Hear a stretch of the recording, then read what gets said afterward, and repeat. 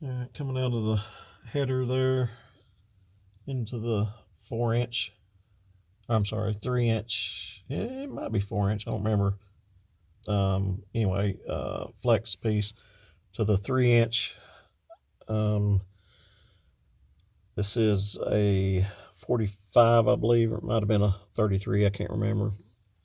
Into the X pipe. I don't know if you can see that.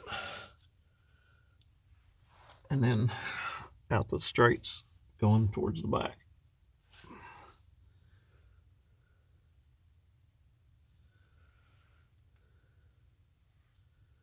So got to put a piece of pipe nipple on the end of those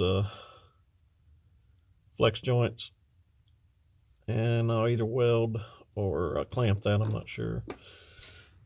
Probably just weld it since it's just right there close to the header connection anyway. No reason to have another clamp.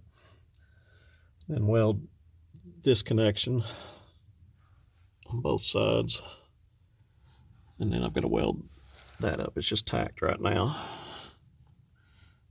I had to cut out about 3 inches, 2.5 to 3 inches out of this section right here in length in order to draw the two pipes closer together to get them to fit into the tunnel.